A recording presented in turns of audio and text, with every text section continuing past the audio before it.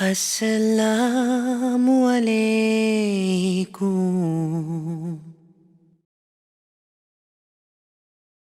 Assalamu alaikum rahmatullah, my dear brothers and sisters. Indeed, today is a very special day, and I'll tell you why.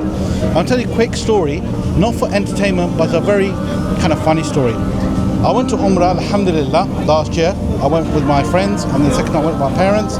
May Allah accept our Umrah, I mean. So, when I was in Umrah, I was sitting in the Masjid Nabawi. There was a couple of brothers coming up to me, saying, Assalamu alaikum Shaykh, Assalamu alaikum Shaykh. Why are they salaming me? I'm not Shaykh. And then a couple of younger brothers came up to me saying, Assalamu alaikum Shaykh, I watch your videos. MashaAllah, I have a YouTube channel, right? So I'm thinking, wow, it's spread over the Middle East and going to Makkah, Medina. It's only when one of the brothers says, Assalamu alaikum Shaykh, I love you in America. And I'm like, what is he talking about? And then he mentioned your name. I'm like, astaghfirullah, far from it. So look what I have here with me today. Assalamu alaikum. His twin. Twin. Let me put my glasses on. How do we look? It's like a mirror. A mirror? Nah, subhanallah. My brother, I wanted to first and foremost thank you today for your lecture. And may it benefit all the people that listen to it. Ameen, ya Rabbi. Ameen. Two questions I want to ask you, if that's okay. Go for it. If you was to see yourself as a 20-year-old, Yeah. and how you are now, Yeah. what advice would you give your 20-year-old? Yusuf, the post case on. Sure.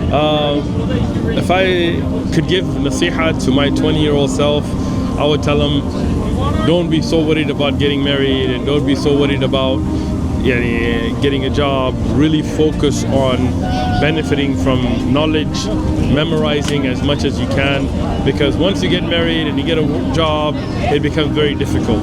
And at that time you're like, I can't wait to get married. That's like, but then you get married and then you're like, wow, well, that's such a rush. Right? So benefit from that youth when you don't have as many responsibilities as much as you can, because life will come. I mean, you'll get married, inshallah, you'll have kids, you'll have a job, and you'll be busy, but that time, that youth will never come back. Second question I'm asking quickly. Yes. There are a few brothers and sisters as well, when they start practicing and they become a little bit pious, they often find that they're losing their circle of friends, like their popularity and whatnot, yeah? Right. Should they be worried?